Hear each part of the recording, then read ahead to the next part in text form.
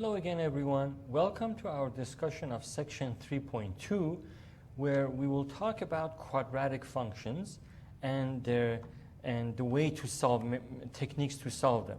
So before we get into the details of that, I wanted to remind everyone to please skim through this section in your book before you watch this video, and then attend the class or watch this video and take notes about any questions you might have, about any points that you might read where you think is important for you. Make a note of all of those in your notebook. Then review your lecture notes and go back to the problems that you saw solved in the textbook and solve those problems without looking at the solutions. And look at the problems I solved in this video, and before you look at the solutions, try to solve them on your own.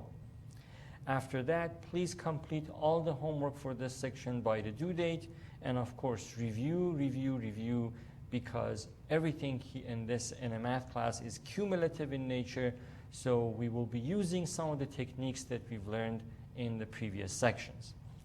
Okay, so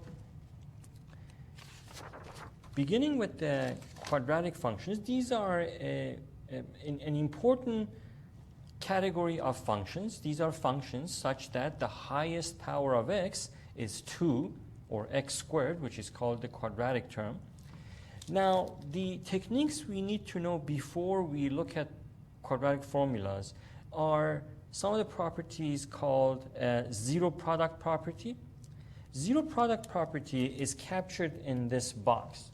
As you can see, if we set two factors equal to 0, then what we can say about them is that either A must have been equal to 0, or B must have been equal to 0, or both of them must have been equal to 0, because their product ends up being 0. The same thing we can tell about two factors such as this, where we have two terms in each factor. Above, we had one term in each factor. Here we have two terms. And it doesn't make any difference if it's minus or plus in between. But if their product is equal to 0, then we can say that either the first factor was equal to 0, or the second factor was equal to 0, or both of them were equal to 0. Okay, this is called the zero product property, and we will use it again and again when we solve equations in general, including the quadratic equations. The other property or identity we should know as we solve quadratic equations is that if you have the quadratic term, or x squared equals to some constant value, say c, then x, when you take the square root of both sides to solve for x, the other side ends up being plus or minus. So the other side, the key point of this identity is that the other side you end up with two solutions, not one. Okay, that's the idea behind plus or minus. It indicates the presence of two solutions, not one. Oftentimes when people take the square root, they end up giving one answer, which is half the answer. So we have two solutions, both plus and minus, unless, of course, you're dealing with the distance formula, or the calculation of the radius of a circle, where the radius is a distance.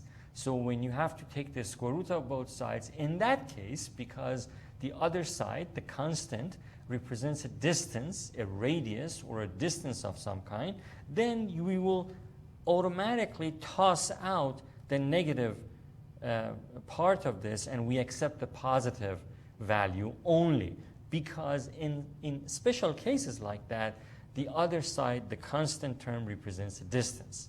Okay? So the quadratic formula, I'm sure you've all seen this formula before. And in this class, we care that you remember the formula, and you also should be able to apply it properly. What do I say? What do I mean when I say properly? I mean, if you look at the coefficients of the quadratic equation here, a is the coefficient of the quadratic term, b is the coefficient of the x term, and c is the constant. So please be aware of that as you apply this formula.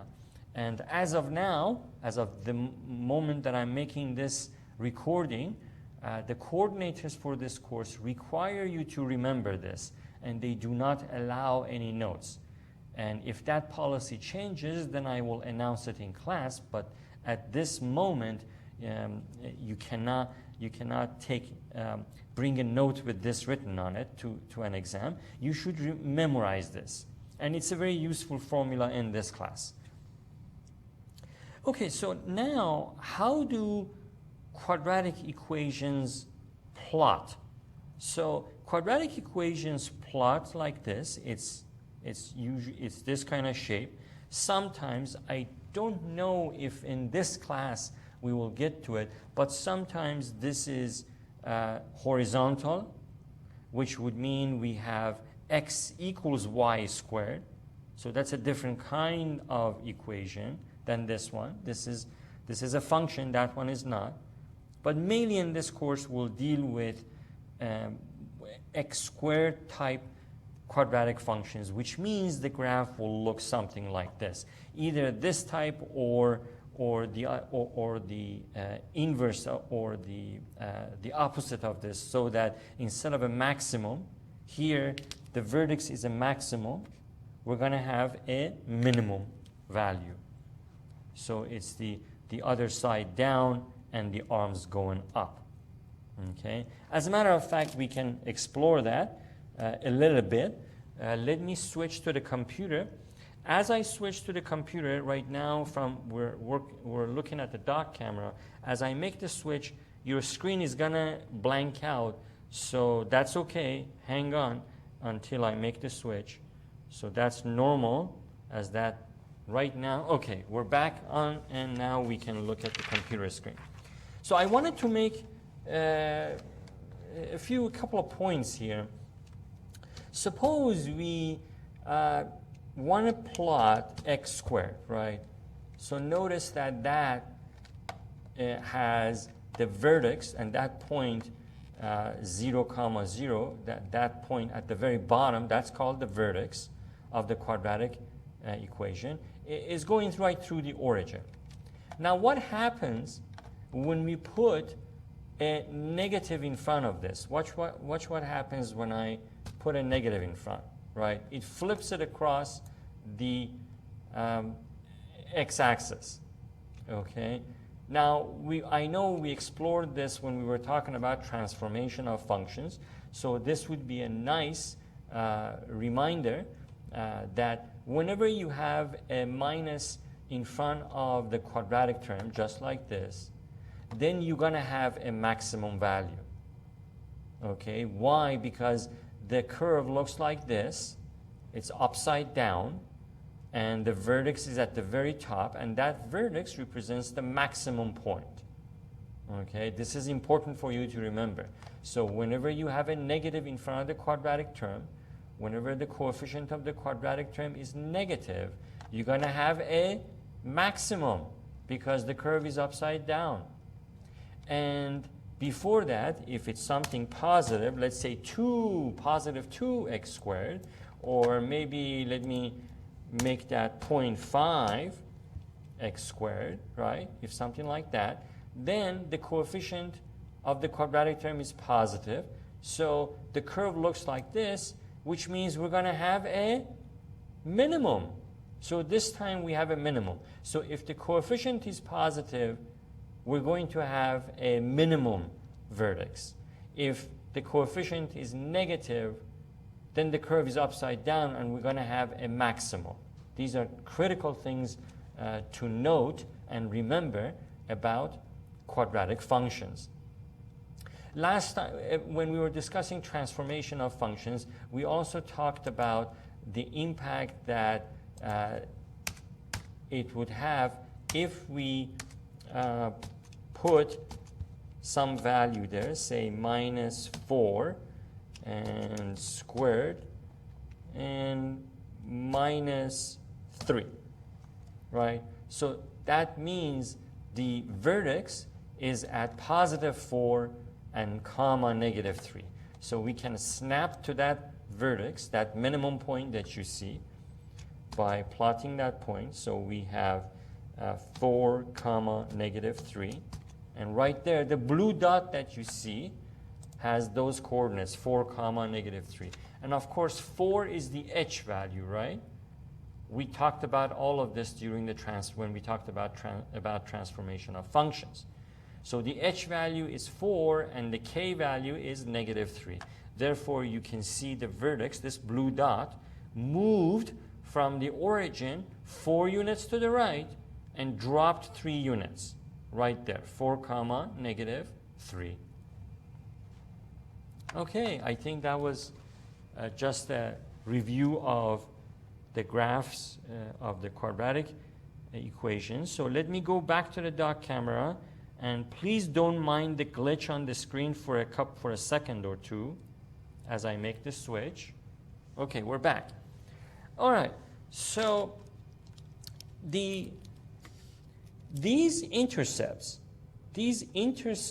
or the x-intercepts where a quadratic function may intersect the x-axis, so far you've known these as x-intercepts, right?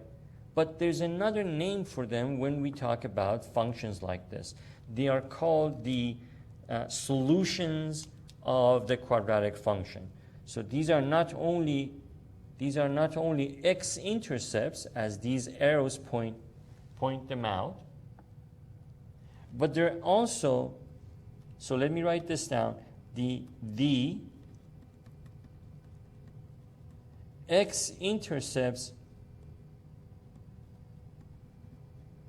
are also what's called the solutions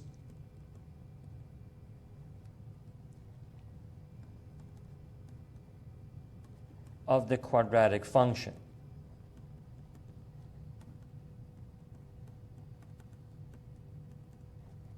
And there's another name also these x-intercepts are known by, and so the x-intercepts are also the solutions of the quadratic function, and also known as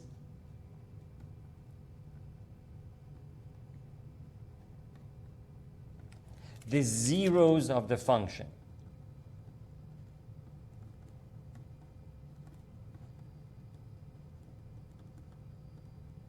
So when we talk about the zeros of a function or the solutions of the quadratic function, we're talking about these x-intercepts.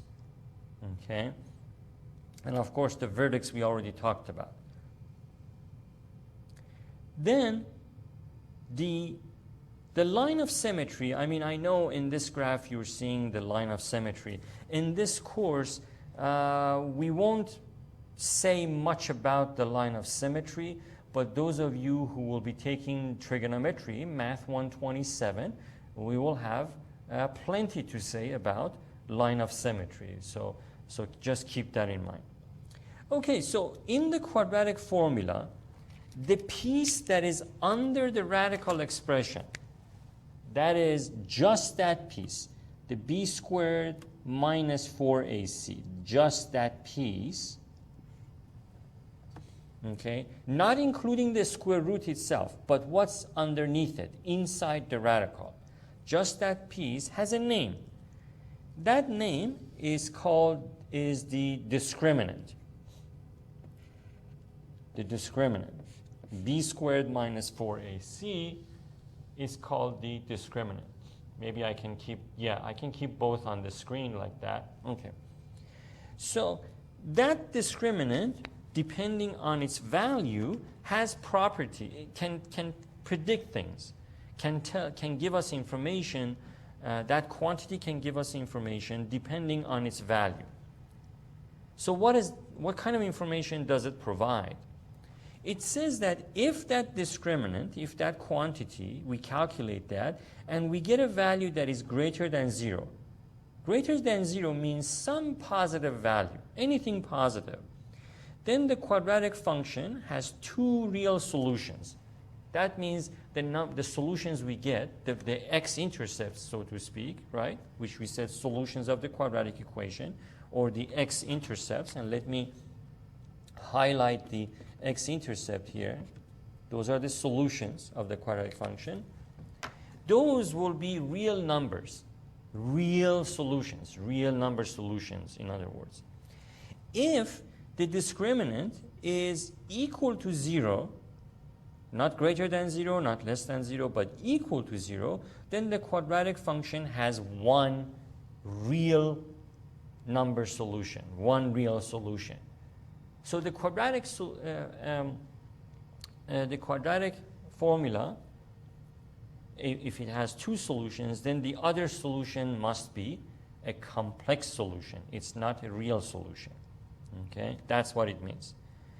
If the discriminant is less than 0, in other words, if it's something negative, a negative value, then the quadratic function has complex solutions. So there is no real number solution. Both solutions have to be complex numbers. And we've already looked at complex numbers, right? So we know what they are. Then, if that quantity, the discriminant, is equal to perfect square, right? So all of this is important. If the discriminant is equal to a perfect square number, such as 4, 9, right? All of those are perfect square, meaning you can write 4 as 2 squared, 9 as 3 squared, 16 as 4 squared, 36 as 6 squared. So these are perfect squared numbers. If the discriminant is equal to any of these perfect square numbers, then what that tells us is that the original quadratic function can be factored. It's nice to know that before we waste time trying to figure out the factors. We can quickly calculate the discriminant. I mean, for a complicated quadratic function, we could do that, right? But for easier ones, we know right away whether there is a factor or not. But for more complicated ones, we can use the discriminant to tell us whether the quadratic function can or cannot be factored. If the quantity, the discriminant is perfect square, then we know there are factors that we can look for. Okay.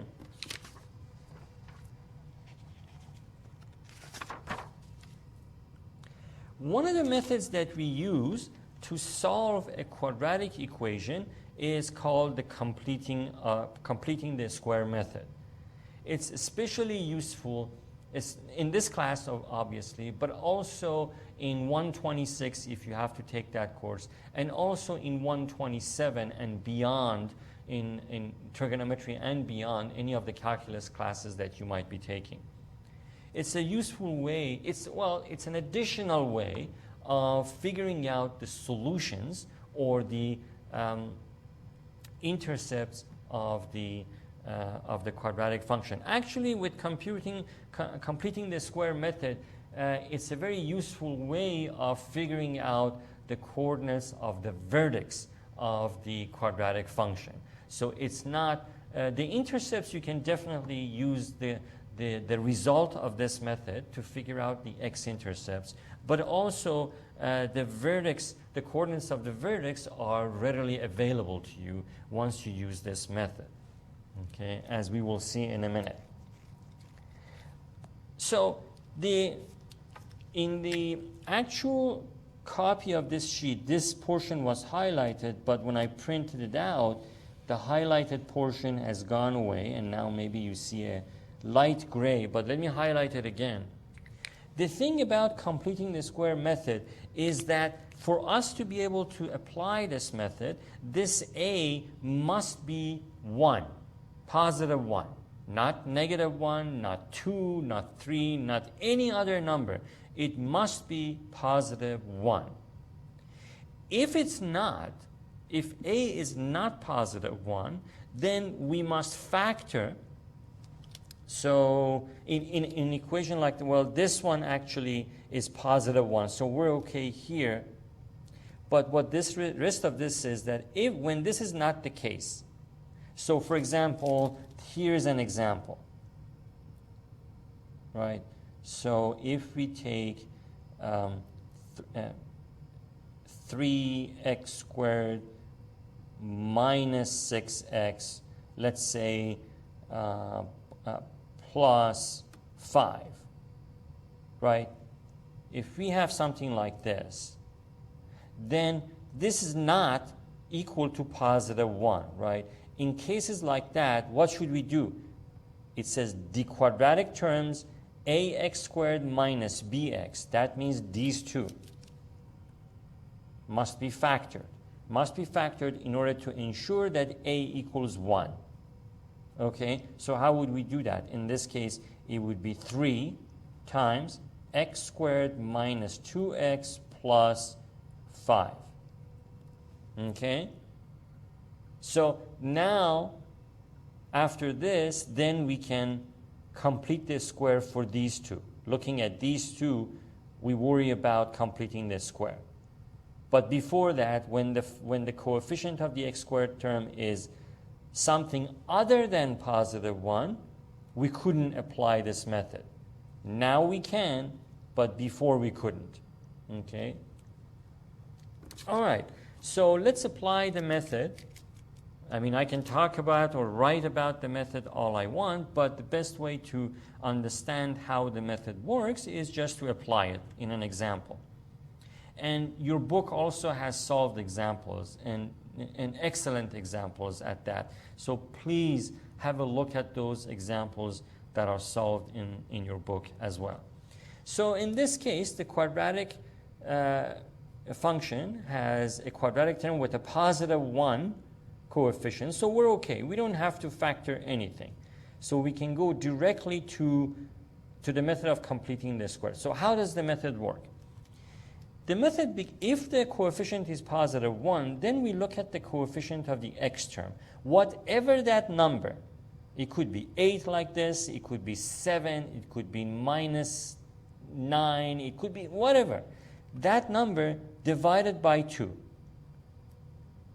So 8 divided by 2. What do we get? We get positive 4, right? So now we can complete this square. We can write f of x is equal to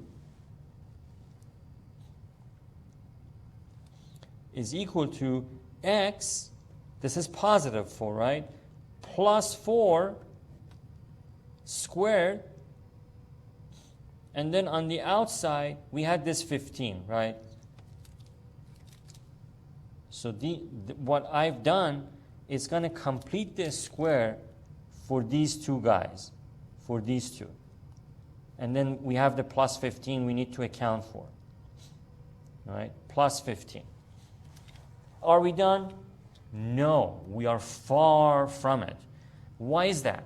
Well, because let's expand this.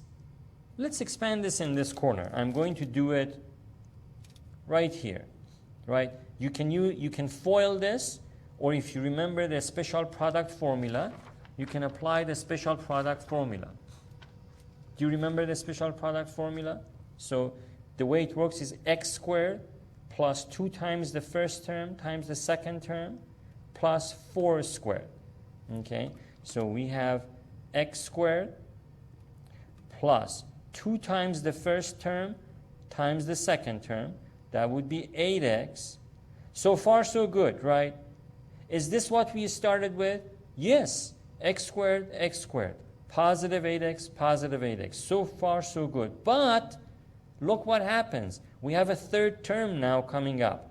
Plus 4 squared is 16. So what we have here is not that. It's that plus 16. We didn't have a 16, right? I mean, I'm not talking about that. I'm talking about these two because we completed the square for these two terms. We didn't have a 16 with this. So what do we do to get rid of that 16 that we don't need? We need to balance it out. This is the thing about completing the square. We solve one problem by finding the perfect square of those two terms, but we generate another problem, which is generating a number that didn't exist. So we need to get rid of this positive 16. Everything else matches, 15, 15. These two, we get these two, right? These two match that two, the 15 and the 15. The problem is this 16. We need to get rid of it. How do we get rid of it? We subtract what we have after completing this square. We subtract 16 from it. In other words, this is what we do.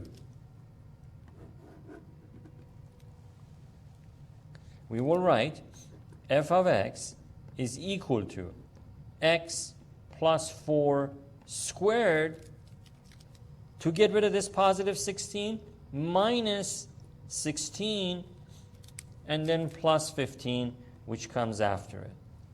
Okay? All right, so let's now simplify this. So now we're okay.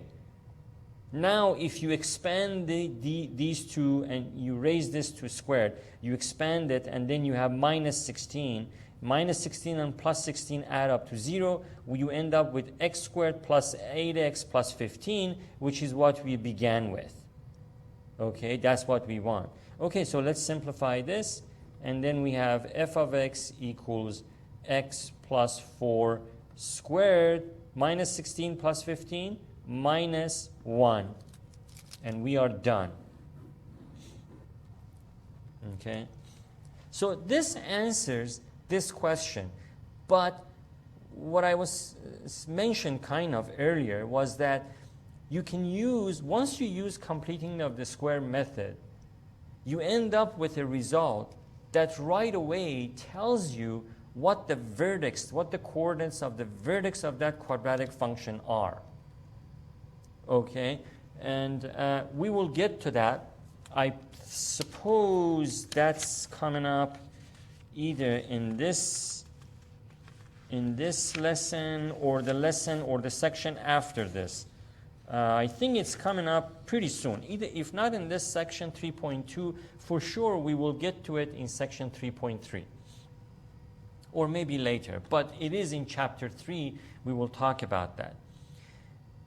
We will, because this, now we can easily see that remember when we were talking about the transformation of functions, we said x minus h squared plus k, and then h, if we have x plus something, then that means the h must have been negative 4 in this case.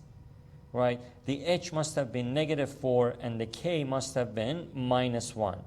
So the coordinates of the vertex, so even though this problem is not asking us, I think we should mention it, that coordinates of the vertex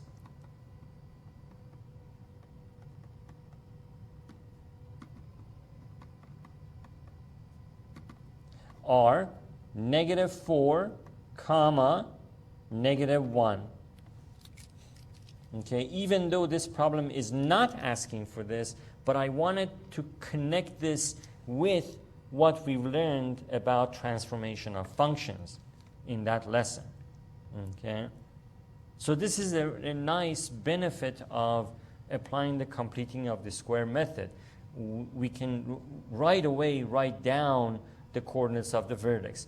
But if we didn't have this version, if we didn't apply the completing of the square method, then we could still figure out what the coordinates of the vertex are using using the original quadratic function.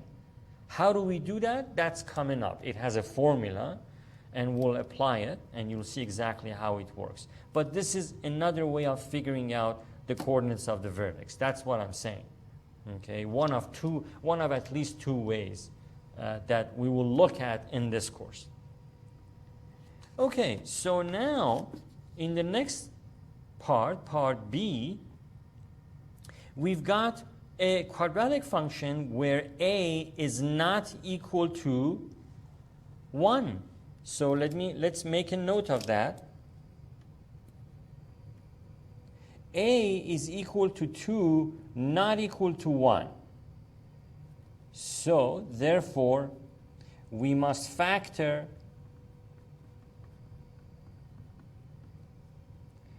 2x squared minus 12x.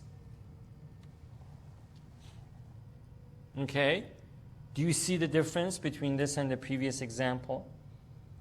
So the coefficient of the quadratic term is not positive 1. It's equal to 2. So now we must factor the 2 out so we can make the coefficient something equal to positive 1. So let's do that. So factoring, we will have f of x equals 2 times x squared minus 6x plus 21. Right? If you distribute, factoring is the opposite of the distributive property.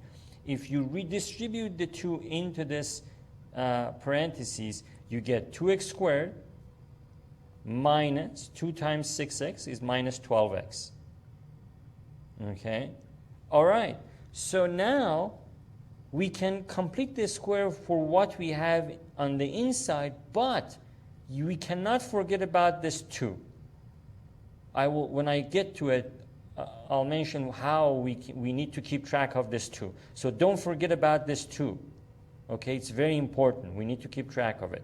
But for now, we're going to complete this square for this quadratic expression because the coefficient of the quadratic term now on the inside is 1. Okay, so once again, we take the coefficient of the x, whatever it is, in this case is minus 6, we divide it by 2. So minus 6 divided by 2 is equal to minus 3. Whatever that is, we take that, put it inside with x minus 3, right? Minus 3 squared. What else do we have? We've completed the square for these 2 terms. Now, before we get to the problem that we created with this, doing this, let's write down the other terms. So plus 21 comes here. And 2, this factor 2 must be also on the outside here. So 2 times all of that. 2 times all of that. Okay? So we've created this problem. Now we have to deal with it. The problem is that when you expand this, and let's expand it here. Let's expand it in this corner. If we expand this, we get x squared minus 6x. So far, so good, right? We got what we needed. X squared, minus 6x, minus 6x. Wonderful. But there is a third term. When you expand this, another third term is going to come up, and that third term is plus 9.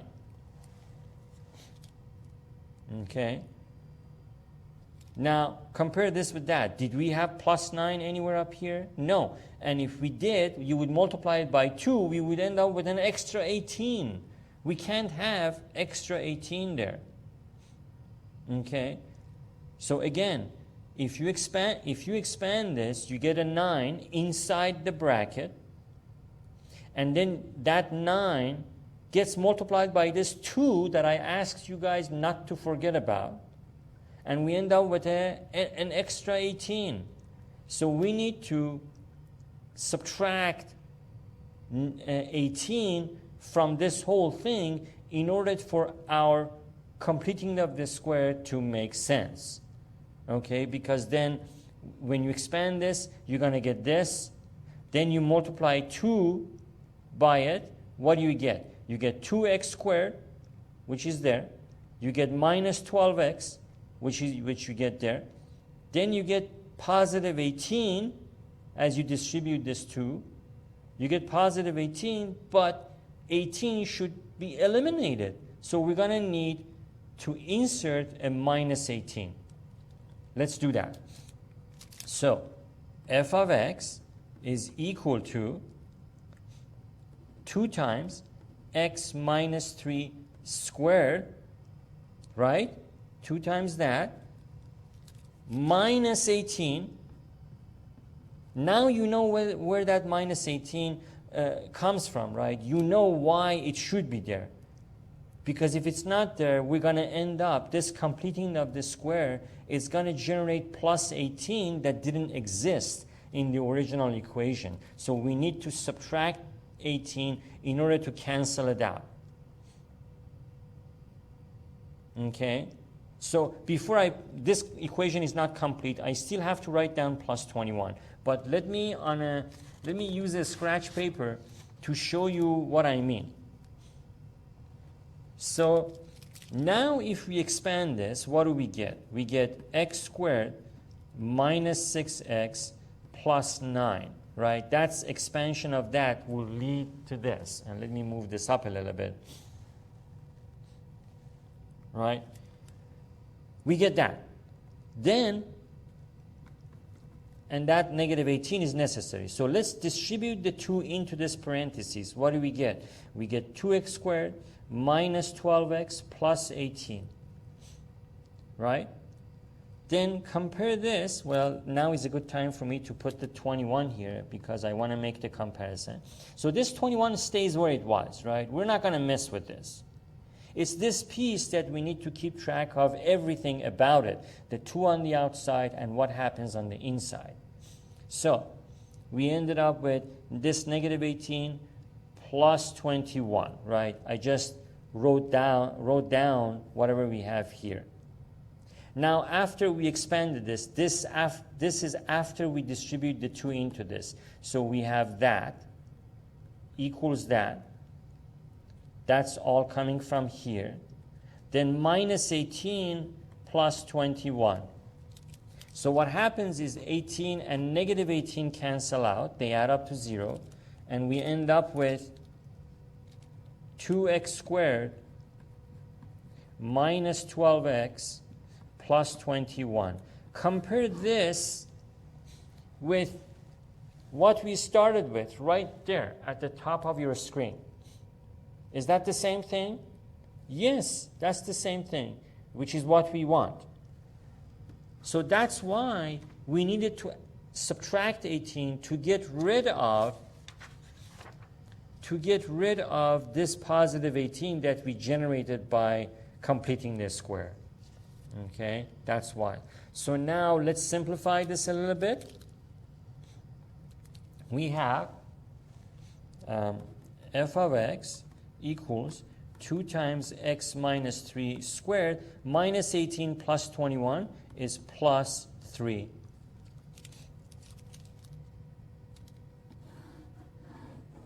Like that. Okay. So now, once again, the coordinates of the vertex are readily available, right? Again, this is an extension of what we were doing because this problem is not asking us to write down the coordinates of the vertex. But I thought that since we've already covered transformation of functions, you guys are familiar with h comma k being the vertex of a quadratic graph. So at this point, let's make the connection. Why not? So coordinates of the vertex,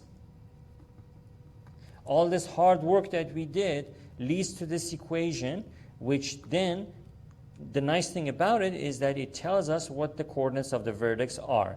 So h is 3, and k is 3 as well. So 3 comma 3.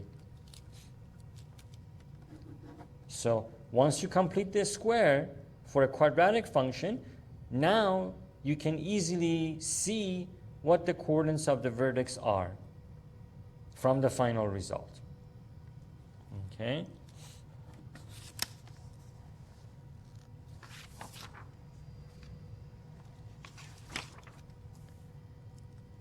Okay, so equations reducible to quadratic, i.e. the U substitution method. This is an extremely useful method in this class, of course, but also in 126 and also in 127 and also in calculus classes, especially in calculus classes. And the higher you go up in taking calculus classes, the more you will use this method. What it is that you use a substitution, and mostly it's called the U substitution because when you look at the textbooks, the letter they use to substitute with is most usually U. But you can call it anything. You can call it K, you can call it P, you can call it any, you can call it Z. If you know what you're doing with this substitution, you can pick this letter to be anything. But most commonly, that letter in the textbook is the letter U. That's why sometimes you read in books that use the U substitution method. And I will use that to be consistent with your book and all these other textbooks.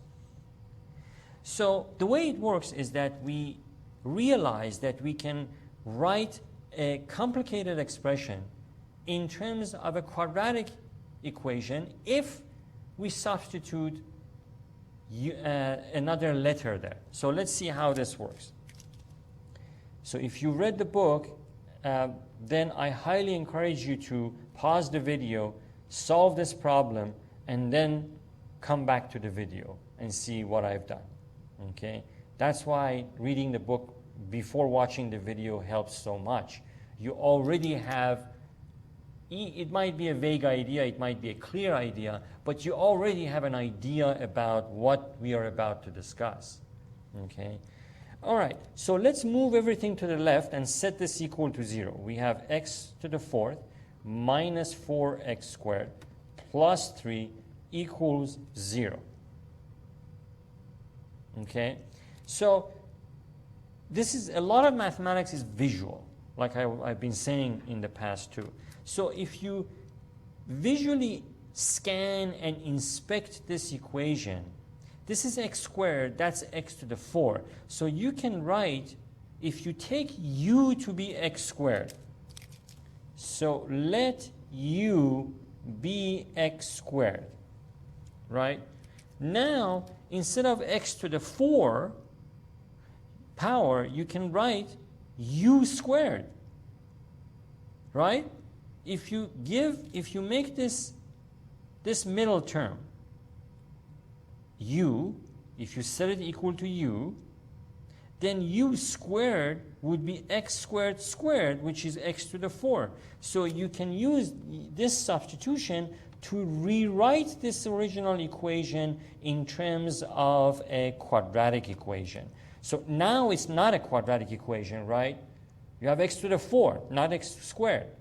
So right now it is not a quadratic equation. Using this substitution, we can say u squared, right? Because u itself is x squared.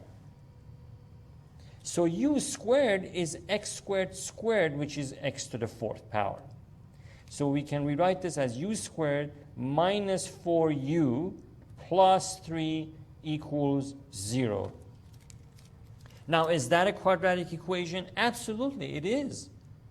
We just showed that it is, right? It's u squared. In terms of x, this is not a quadratic equation. But in terms of u, it is a quadratic equation. And that's what we wanted. So we can solve this and then transition the solutions of u to solutions of x using this relationship. So what do I mean? Here's what I mean. Now focus on this equation, this quadratic equation. This is an easy quadratic equation. We can easily factor it, right? So we can write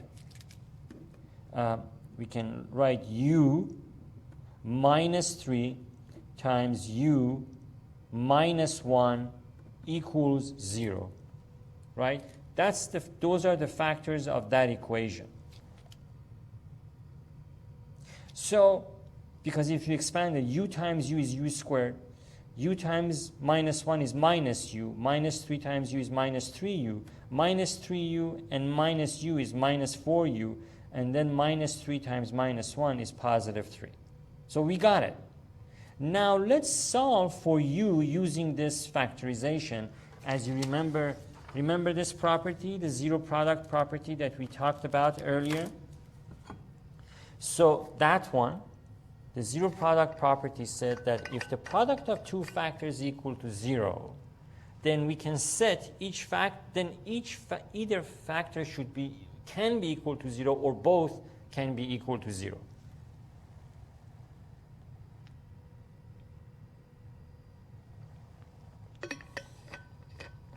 Okay, so using the zero product property right there, which was on the first page,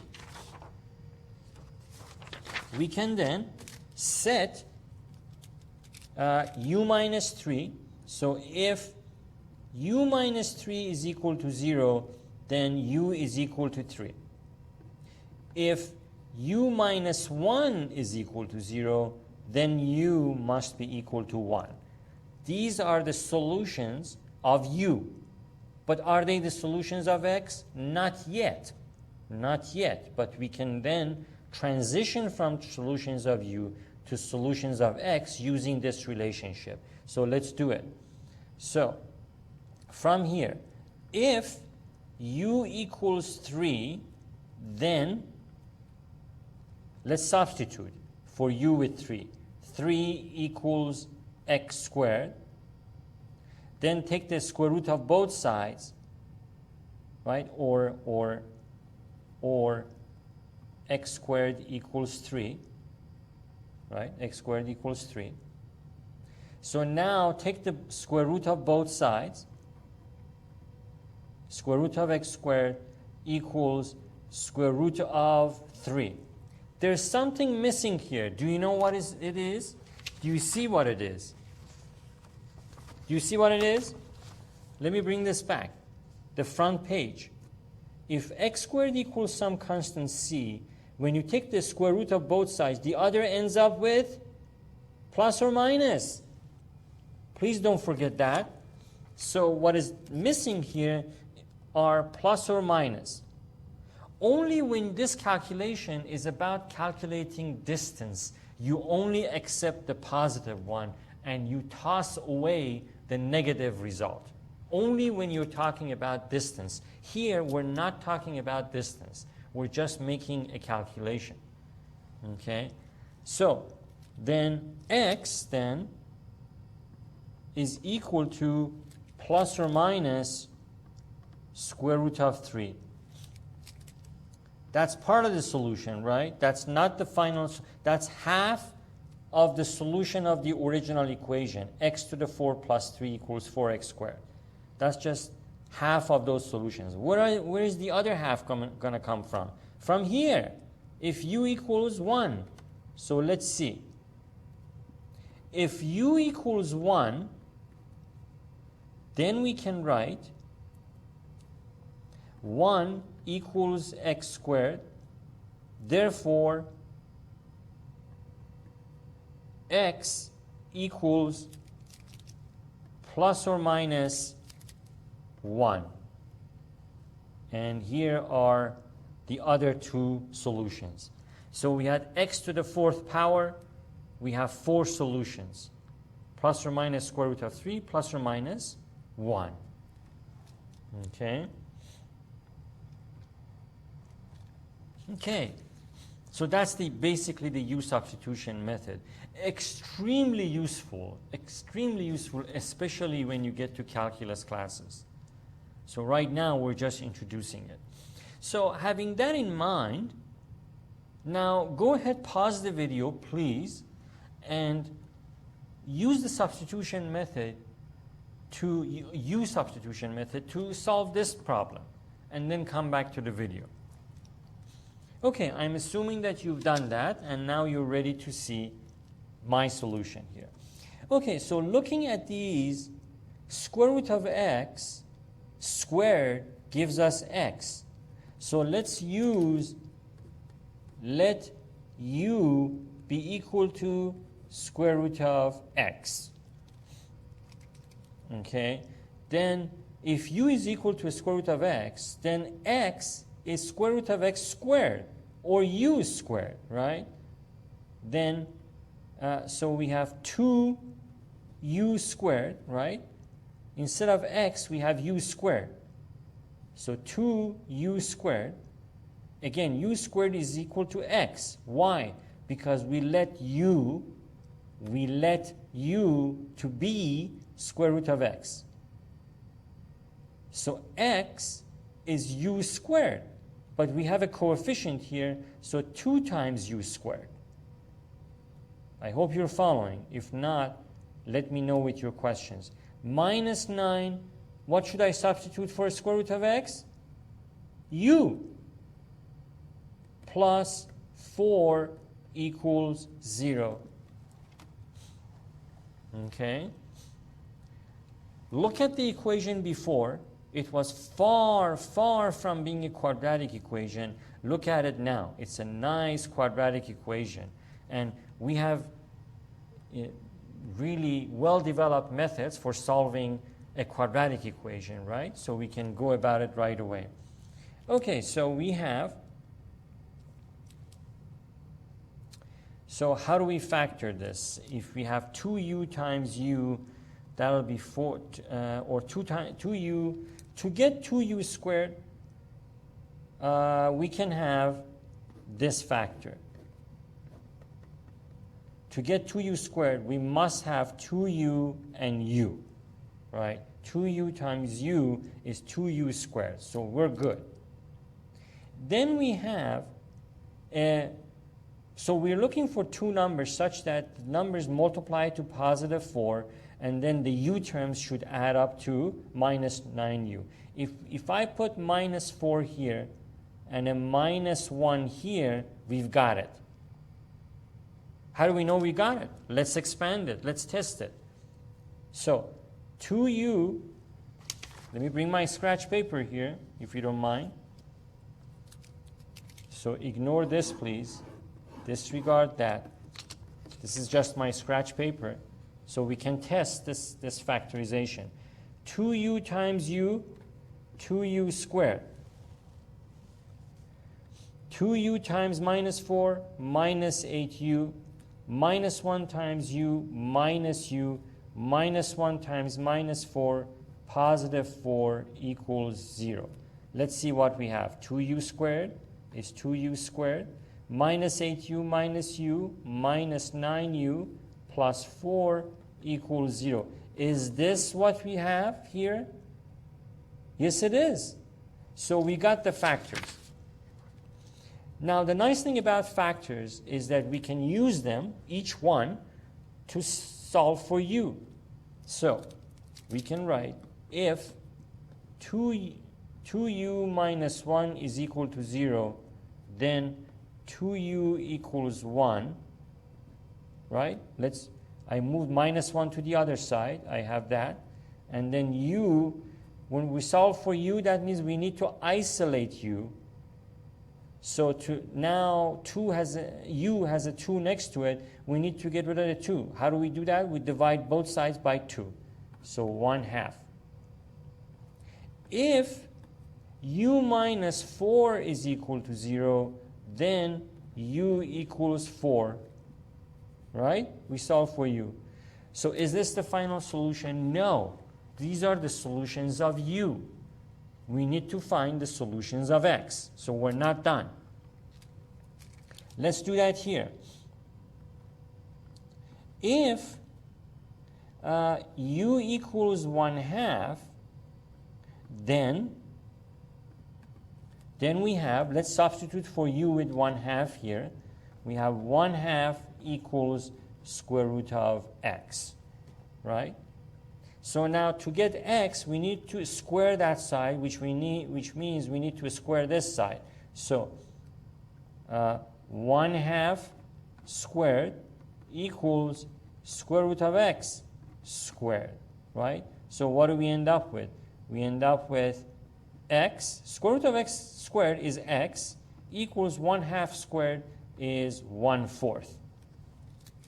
So that's one of the solutions we were looking for, right? 1/4. How about u equals 4? So if u equals 4, then let's replace u with 4 there. 4 equals square root of x, right? I just replace u with 4. Now let's solve for x, which means square both sides, like that. So we end up with x, square root of x squared is x equals 16. So we have the other solution. So let's check our work, right? Let's substitute 1/4 and 16th in that equation. Okay, I don't want to make this more crowded than it is, so let me use my scratch paper to test both x values in the original equation. Okay, we have x equals 1/4 and x equals 16. Let's plug them in here and see if these solutions are valid. We're going to find out. We're going to test. We're testing that x equals 1/4 and x equals 16. These are the two solutions we got, right? Let's put them in and see if it works. I'm going to test the 1/4 first. So 2 times 1/4 minus 9 times square root of 1/4 plus 4. And we're asking if the left is equal to 0. Let's see. 2 times 1/4 is 1/2. Minus 9 times square root of 1/4. Square root of 1/4 is 1/2. Plus 4 equals 0. Okay, so we have 1/2 here. 1/2 minus 9/2 plus 4 equals 0. What do we have? Well, we have these two fractions have common denominator, so which means we can subtract the numerators. 1 minus 9/2 plus 4 equals 0. We're asking if the left side is equal to 0. Let's see. 1 minus 9 is minus 8. Divided by 2 minus 4 plus 4 equals 0. It checks out. So we just checked that this answer is okay. How about that one? Let's check x equals 16. So when x equals 16, let's plug in 2 times 16 minus 9 times square root of 16 plus 4 equals 0. Once again, we're checking to see if the left side is equal to 0. So 2 times 16 is 32. Minus 9 times, that square root of 16 is 4, plus 4 equals 0.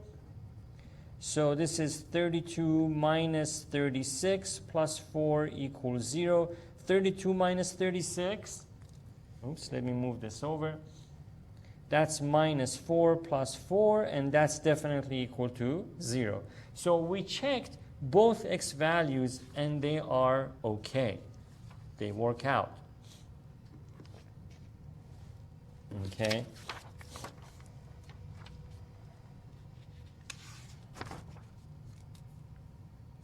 So this is another example, similar example. Please pause the video and then come back to the video to see what I've done.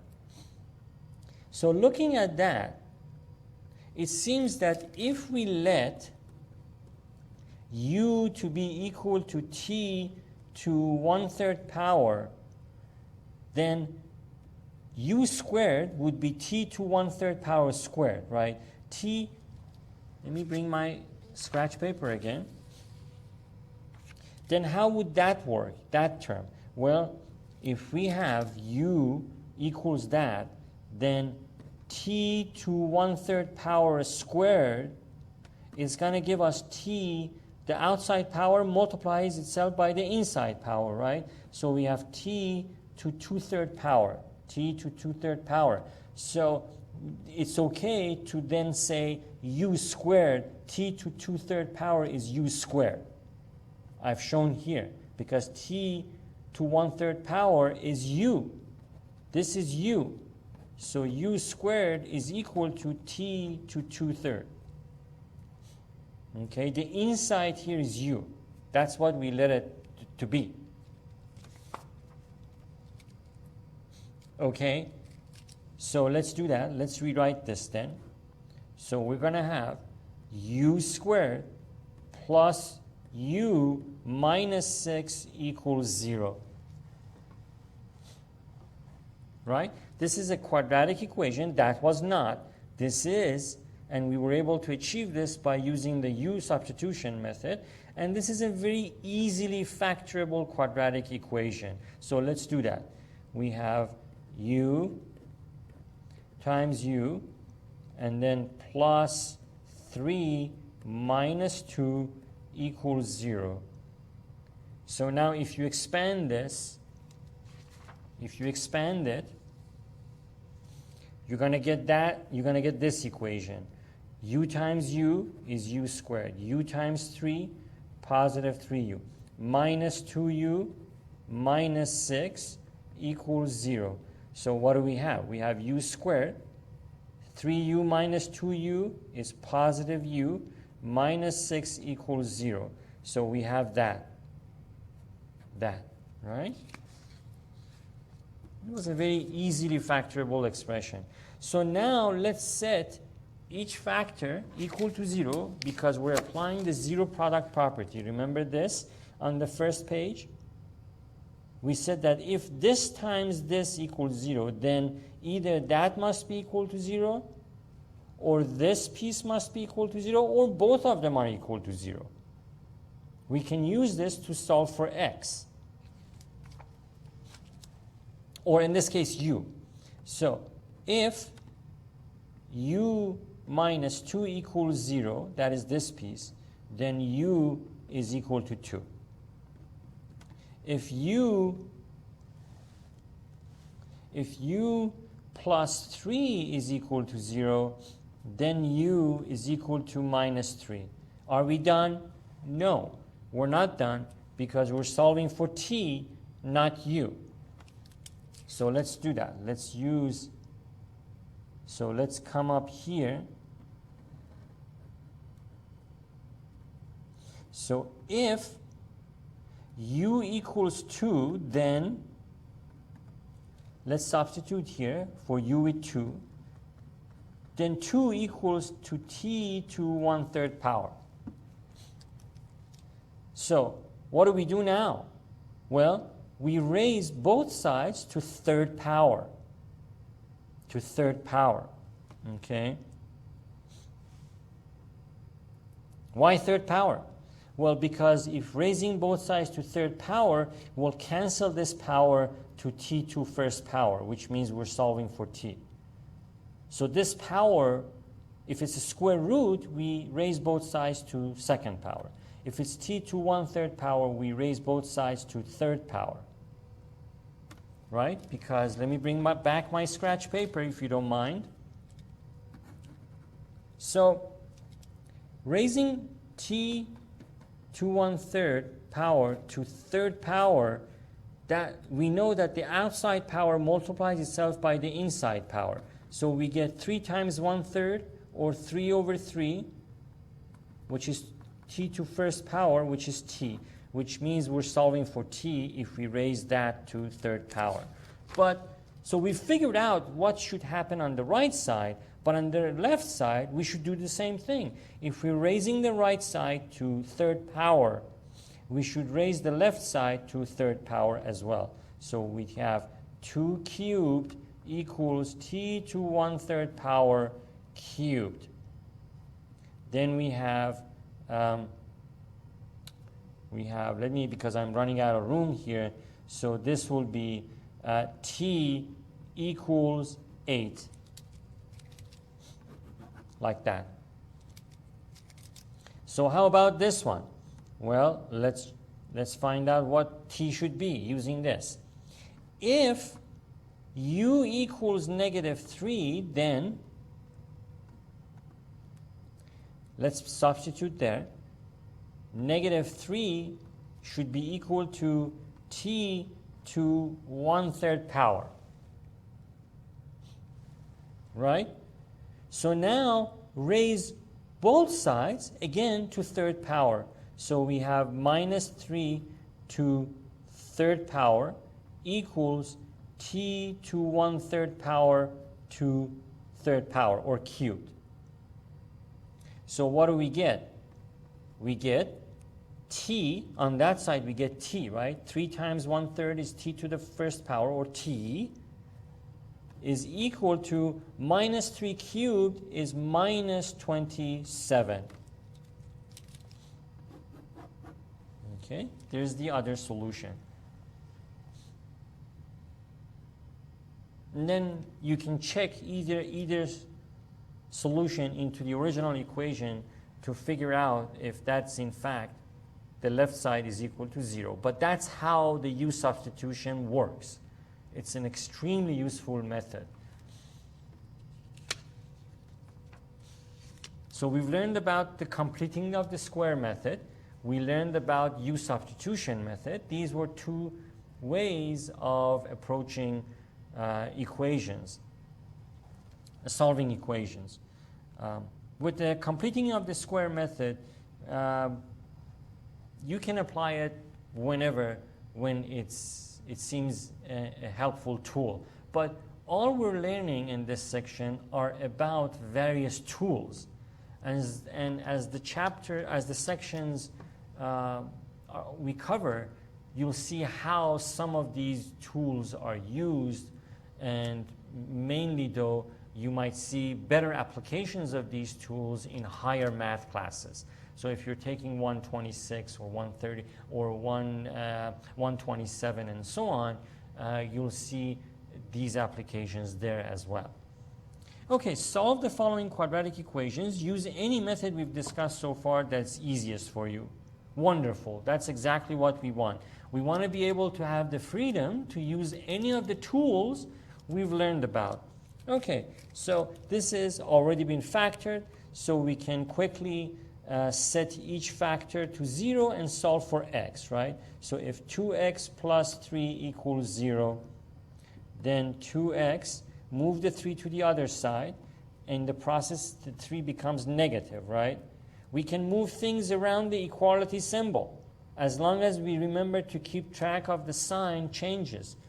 The sign should change. If you move any of these terms to the other side of the equality symbol, the sign, the algebraic sign, should change. So 2x equals -3, and then we're solving for x, right? So we need to isolate x, and right now 2 is preventing x from being isolated. So we got to get rid of the 2. How do we do that? We divide both sides by 2, and we end up with x equals -3/2. The second one, and the third one, now would be a good time for you to pause the video to solve both of these and then come back to the video. I strongly encourage you to do that. Okay. All right, I'm assuming you've done that. Now this can easily be factored. Look, these are easy numbers to factor, so we can say x plus 4 times x plus 2 equals 0. That is a factorization of that. So then x, set each factor equal to 0, then x equals -4, and x plus 2 equals 0, and that means x equals -2, right? Those are the solutions. How about this one? Well, let's see if we can factor this. Remember when we talked about the discriminant? Let's use it. If the discriminant is equal to a perfect square, that means this expression can be factored. Okay, let's do that. So b squared minus 4ac, what is that equal to? That would be -16 squared minus 4 times A, which is 10, times C, which is 6. So that is minus 16 squared. I want to calculate that. I cannot remember what that number is, so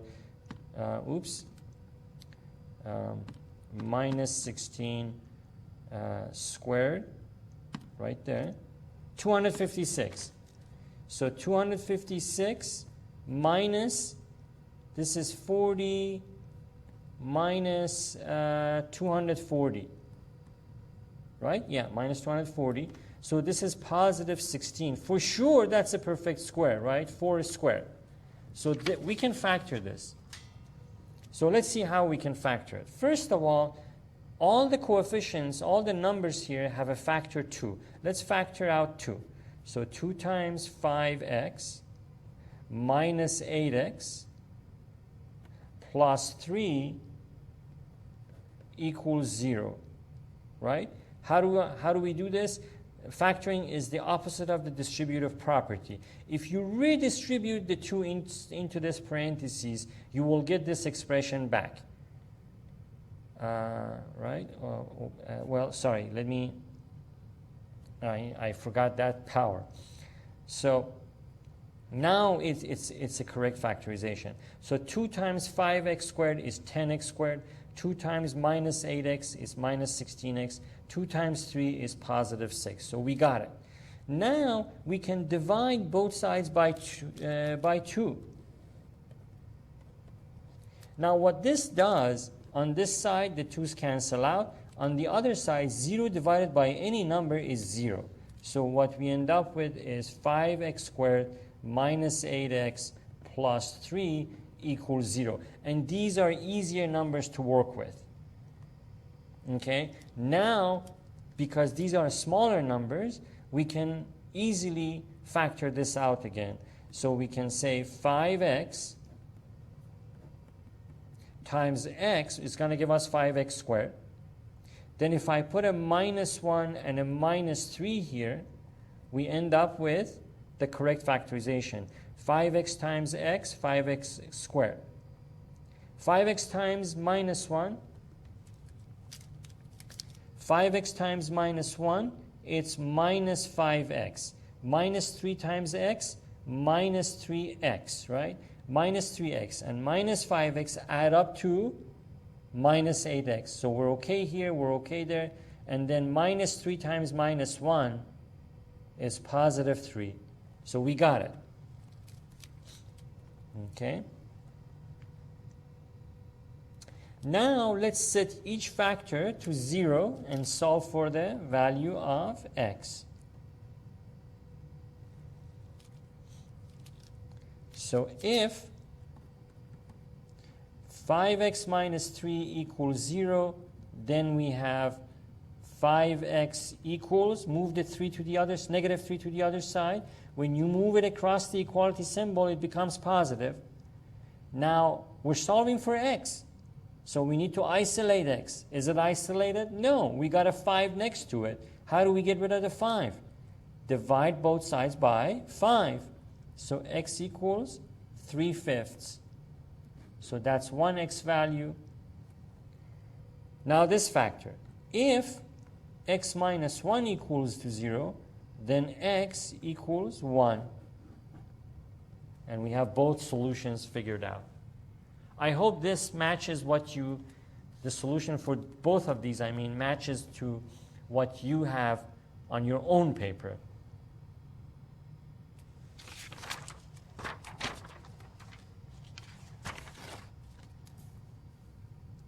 Okay, so factoring and solving an equation by grouping. We can use grouping as a method of factoring only and only if we have 4 terms in an equation.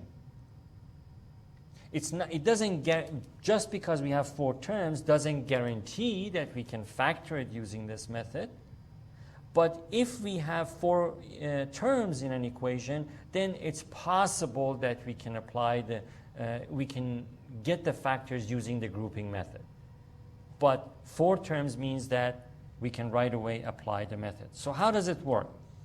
The way grouping works is that we look at, within the 4 terms, we look at pairs of terms that might be best candidates for factoring out something from them. Something. I mean, I look at these two. They both have highest powers of x in the equation. So I'm looking at these two and saying, okay, I can factor out x squared from both of these. Okay? So that would be, so that pair, this pair, these two can form a group. How about this one? Is there anything we can factor from these two terms? Yes, right? -1. We can factor out -1 from, or -1 from these two terms. There isn't anything else that they have in common, but they're both minus, so we can factor out -1. Okay, so let's do that. Factoring these two, we end up with x squared times 7x plus 1, right? If you redistribute x squared into this parentheses, what do you get? X squared times 7x is 7x cubed. X squared into times 1 is x squared. So we got it. We got the correct factor. Now this one, we said we can factor out -1, right? So minus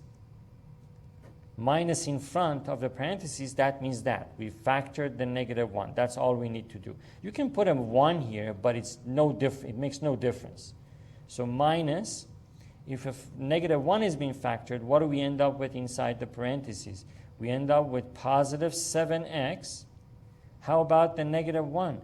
We end up with positive 1.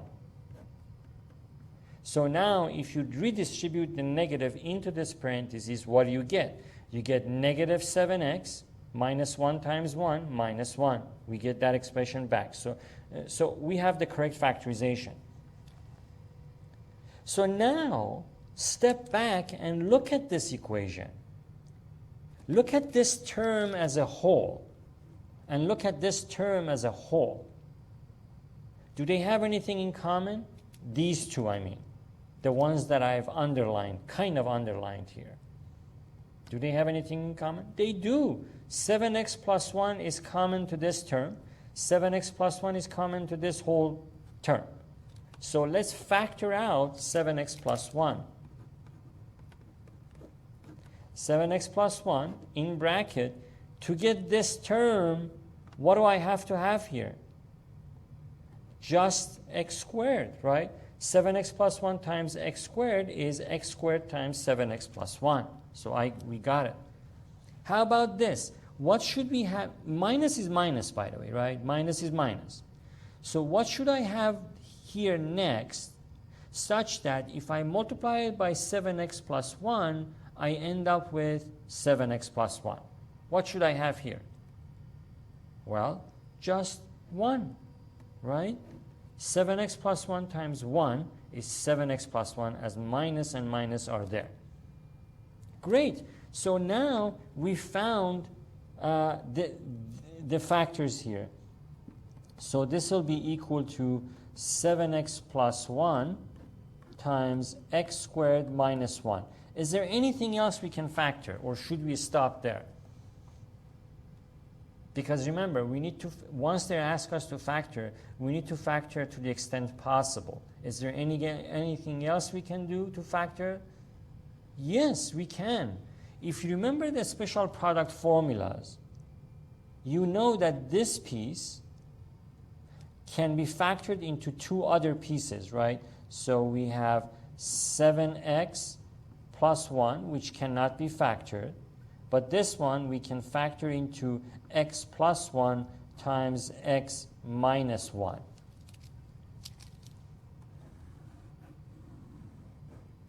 Okay? So that became these two. Using this, the three special product formulas that I asked you to memorize come in handy again and again and again. And this course becomes a lot easier for you to do extremely well in if you remember those 3 special product formulas that I asked you to. If you don't remember which ones, bring it up. Let me know. Bring it up in class, ask me someplace, and I'll be happy to explain it. But that tells me, when you bring that up, that tells me that you've been watching the video, which is good. Okay, so this one, again, we have 4 terms. So if you haven't done this already, please pause the video, solve that using grouping, and then come back to the video to see my solution. So I'm assuming you've done that, and now you're back. So how do we pair these up then for grouping? Well, again, I'm looking at these two. The 2 have the highest powers of x, so I'd like to right away group these 2, which leaves these 2 for the other group. So factoring these 2, it'll be x squared times 3x plus 1. Factoring these 2, it'll be minus, we can factor out minus 4, right? Minus 4 times 3x plus 1 equals 0. Right? So we broke this up into 2 pairs of terms. We factored each pair. And now let's step back. Do you see anything common between this term and this term that you can factor out? Yes, we can, right? The 3x plus 1 is a common factor. So let's pull 3x plus 1 out as a factor times x squared, right? Multiply all of this by x squared, you get this whole term back. You get x squared times 3x plus 1. Then minus 4, right? Then minus 4 is the next one, because all of this times minus 4 is minus 4 times 3x plus 1. Right? Okay, so are we done? Because this is factorization of the original 4 terms, but are we done? No, we're not. This is okay. This factor is as far as it can go, but not that one. That one we can factor even more. So how? Well, remember the special product formula? It's the same one we apply here. We're going to apply it here again. So 3x plus 1 times x plus 2 times x minus 2. That gets factored into these 2. Like that. Now we have a full factorization there. Okay, the next problem, number 5, it says use each graph shown below to find the x-intercepts and the zeros of the function.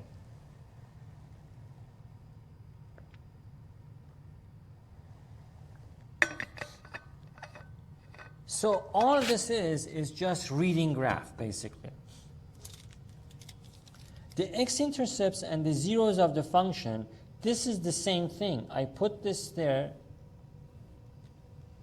just so that remind you what I mentioned earlier on the front page, that the x-intercepts are also the solutions of the quadratic function and also known as the zeros of the function.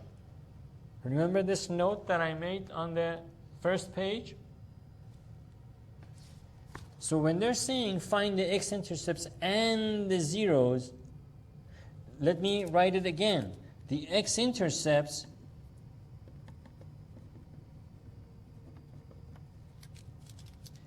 are the zeros of the function.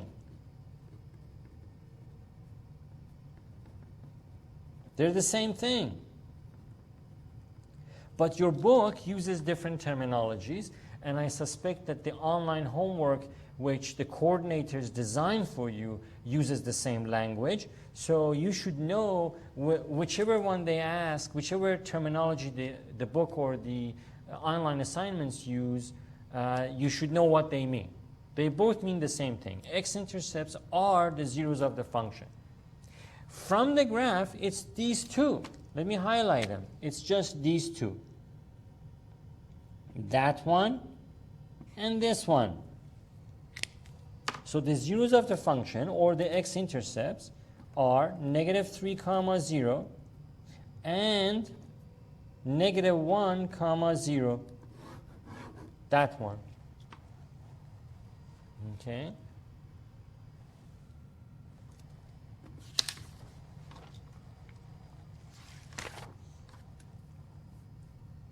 Here, it says use the quadratic formula to solve the quadratic equation. Okay, they want us to use this formula, and I'm sure you've seen this in other classes, if not in other college classes, definitely in high school. They want us to use this. So all we have to do is remember the formula, and also what are these values? These b is the coefficient of the x term, a is the coefficient of the quadratic term, and c is the constant. Okay? All right. And I'm going to write that right on top of the page here.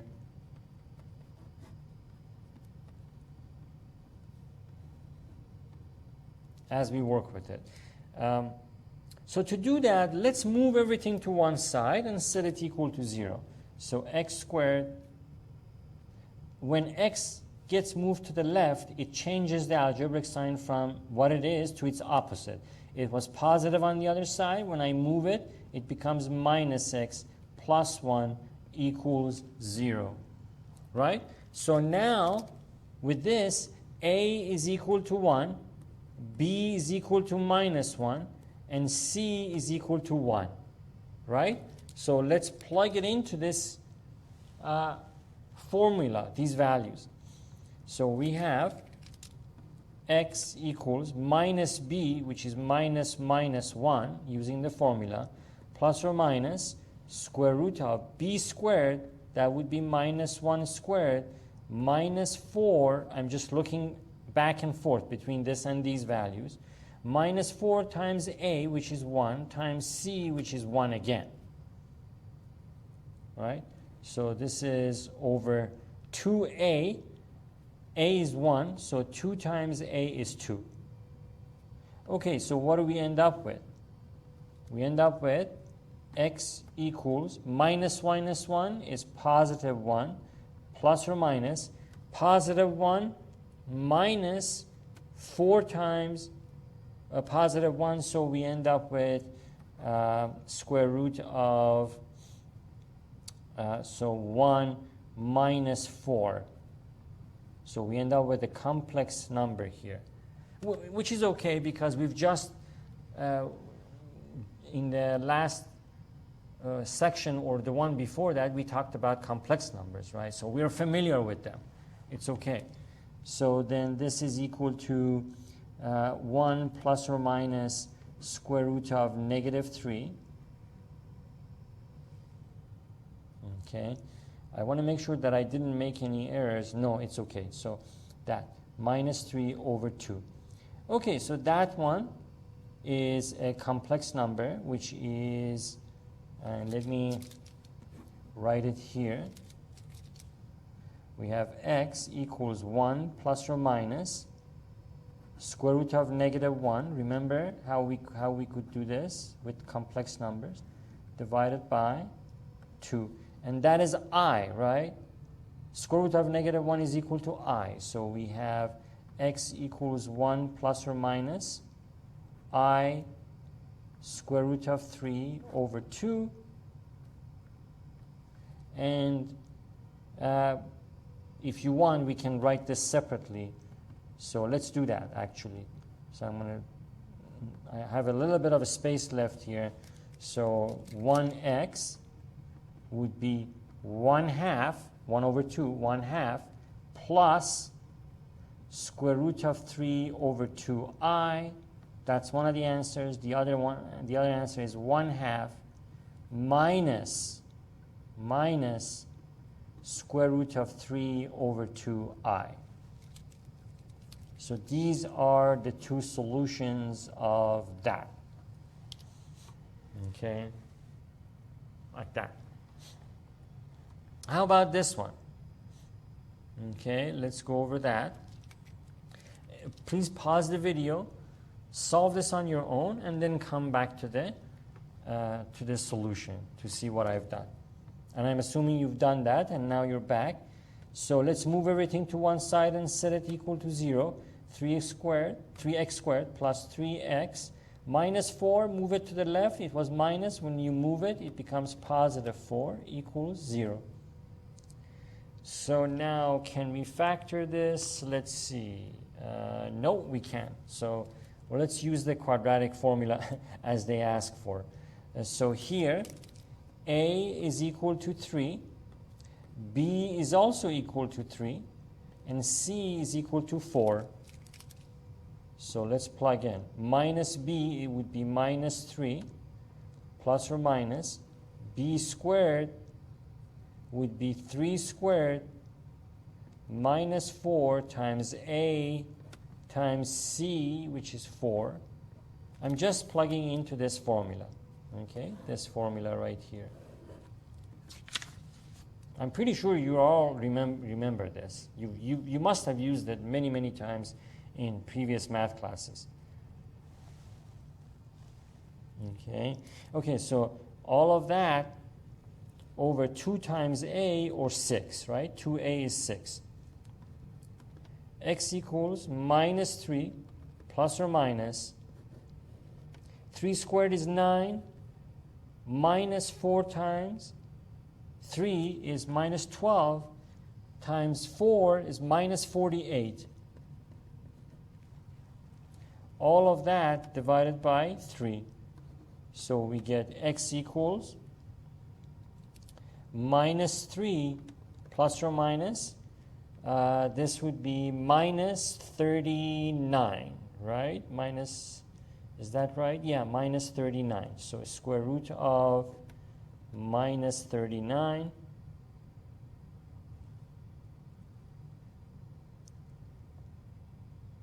let's see if no, that should be okay.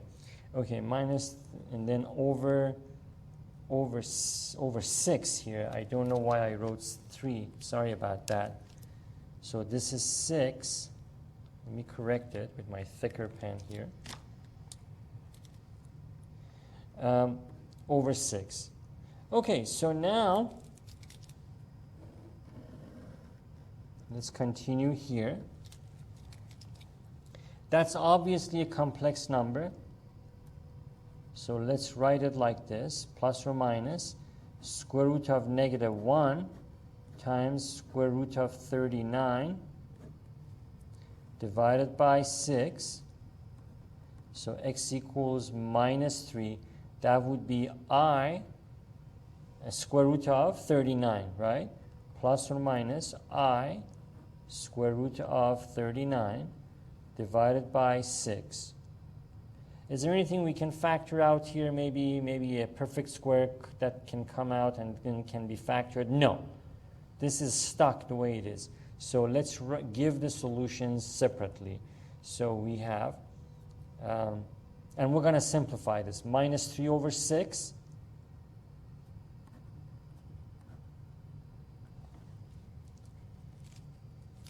Minus 3 over 6, it would be minus 1/2 plus square root of 39 over 6i. That's one of the answers. And then, of course, x equals minus 1/2, minus this time, right? Plus or minus, plus, and minus square root of 39 divided by 6i.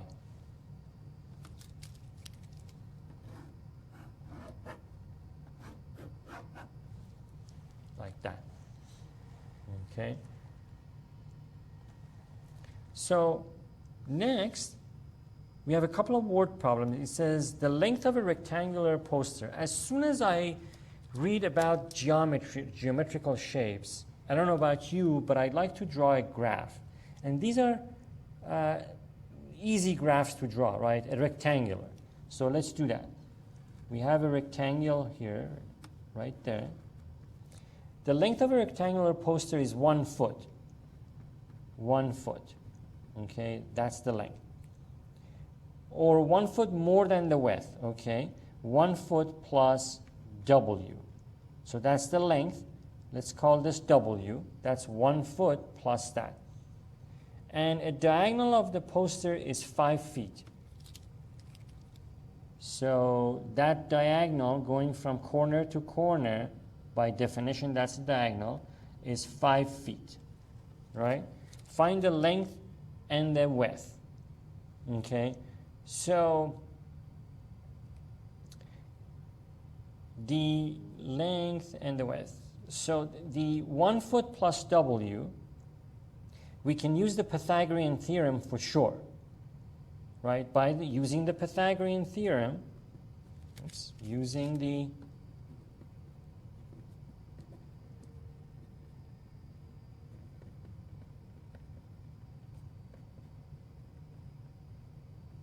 Pythagorean theorem, we can write 5 squared is equal to W squared plus 1 plus W squared, right? Because we are told that the length is 1 more than the width. And if we take width as W, then that would be 1 plus W. Okay, so let's solve for W here. And because I'm running out of space, I'm going to try to squeeze all of this here. I hope it doesn't get too crowded. But we have 25 equals W squared. Expand this, we get plus 1 plus 2W plus W squared. You can FOIL this. If you don't remember the special product, I've asked you to remember special product formulas. That would shorten the time it would take you to expand this. But if you don't remember it, you can FOIL it, and you should get the same result. So what do we end up with? We have 25 equals 2W squared plus 2W plus 1. And then move everything to one side and set it equal to 0. We end up with 2W squared plus 2W plus 1 minus 25 equals 0, right? I moved this 25 to this side. It was positive on the opposite side. When I moved it, it became minus. So 2W squared plus 2W minus 24 equals 0.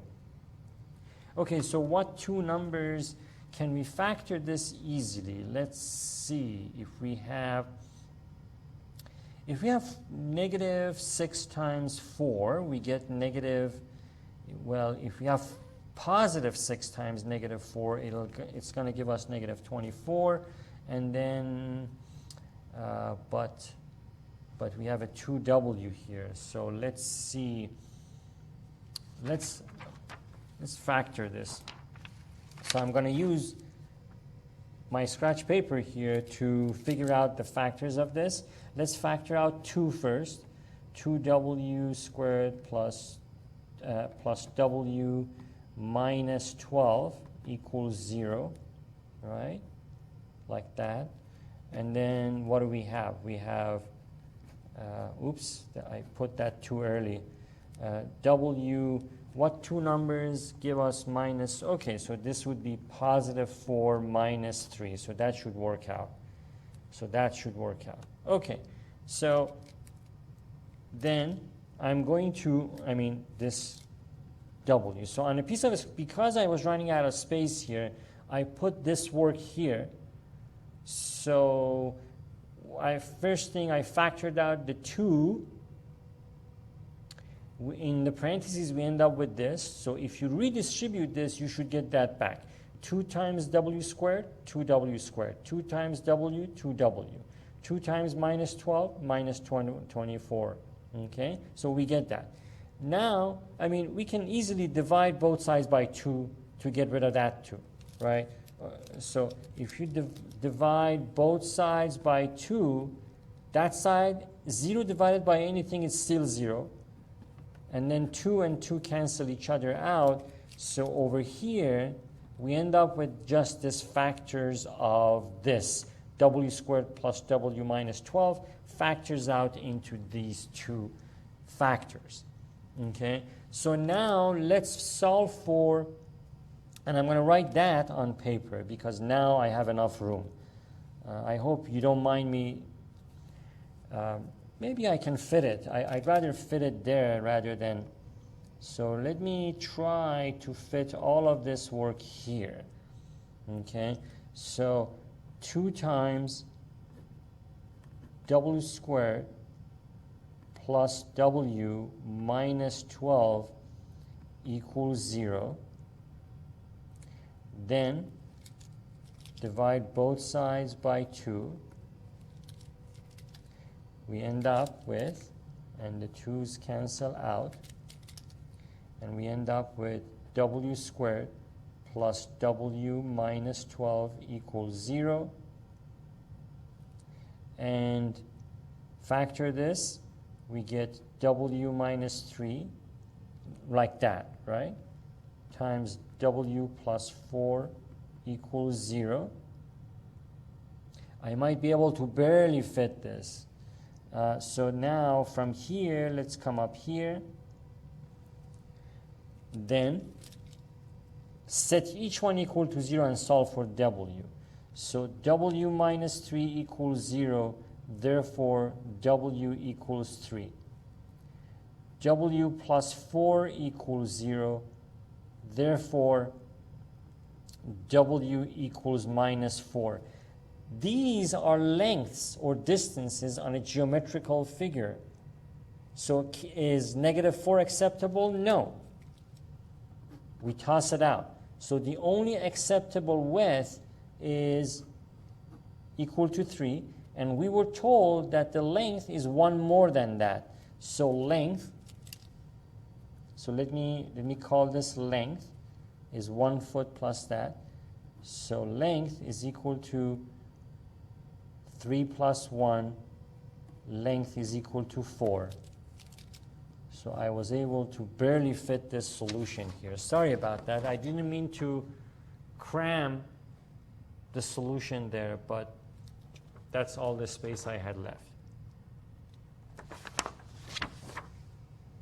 Okay. So the next one, the next problem, again, please pause the video. Think about and write a solution of your own for this last one. It doesn't matter if it's correct, wonderful. If it's not correct, it doesn't matter. What's more important about it is that it's coming from your mind. So please do that and then come back to the video. So I'm assuming you've done that and now you're back. So one number is 6 less than another. So let's call this x as one number and y as the second number. Right? And one number is less than another. So let's say x or y makes no difference. Let's say y is 6 less than x. So is equal to x minus 6. Right? I took the second number as the number that is 6 less than x. The product of the numbers is 72. So let's translate that into this. So x times x minus 6, we are told, is equal to 72. I could have said x times y equals 72, but then I would have to replace y with x minus 6 because we can't have one equation, two unknowns. With these methods that we're talking about in this course, we can't solve an equation that has two unknowns. The equation should have just one unknown. Okay, so which would be x in this case. Find the numbers. Okay, so let's distribute. We have x squared. Distributing this, right? X times x is x squared. Minus 6x, x times minus 6, minus 6x equals 72. So now let's move this to the other side and set it equal to 0. So we have x squared minus 6x minus 72 equals to 0. Then let's factor this. Can we factor this easily? Let's see. What are the factors of 72 that would also give us the So 8 times 9 would be 72, but 8 times, there's no way we could subtract 8 and 9 and get minus 6. So what else? So we can have, 6 and 12. So 6 and 12 would work, right? So we can factor this into x minus 12 times x plus 6 equals 0. So x times 6, we can use the scratch paper. Disregard this, please. I want to show you that this is the correct factorization. With a little bit of practice, you can see the factors much more easier, even faster than I could on this one. With a little bit of practice, you can get there. But if we expand this, what do we get? We get x times x, x squared. X times positive 6, positive 6x. Minus 12 times x, minus 12x. Minus 12 times 6, minus 72 equals 0. Let's simplify this. X squared, 6x minus 12x minus 6x minus 72 equals 0. Is this what we had here? Yes, so this is the factorization of that equation. Okay, then all we have to do is set both of these to 0 and solve for the value of x. So x minus 12 equals 0, and therefore x equals 12, and x plus 6 equals 0, and x equals minus 6. So for the purpose of answering this question, let's keep the positive one and toss out the negative 6. Let's toss out that one and just keep that.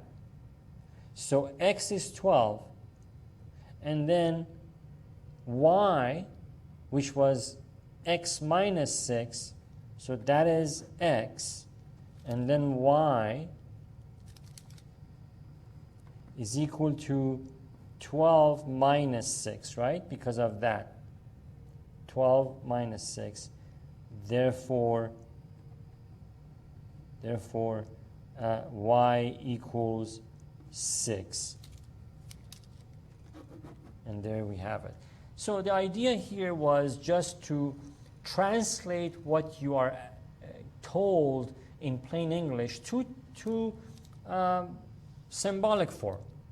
And this is no different than the word problems we solved in the past, because what is the first thing we should do when we solve a word problem? Introduce a variable. I introduce w, and then after that, we can use the variable that we introduced to translate all that information into mathematical relationships. Okay, so if length is 1 more than the width, okay, 1 plus w. But that you cannot do unless you have already introduced a variable there. That's why one of the first steps in solving a word problem, introduce a variable and clearly define it. In this case, w defines the width. And then the length, we are told, is 1 more, so 1 plus w is the length. And of course, the Pythagorean theorem is, again, coming to us from elementary geometry, which we all first learn about in high school or even middle school, maybe nowadays. Okay, we did the same thing here for the second word problem. We introduced variable, right? So one number is less than another. So take that number and put it as a variable. Once you've done that, then you can formulate these equations and relationships. Equations are relationships, right? So you cannot form an equation without having first introduced the variables. Okay? So I hope this is all making sense. If not, please let me know with your questions. All right, we've come to the conclusion of another video. So for now, have a very nice day, and I'll see you again next time.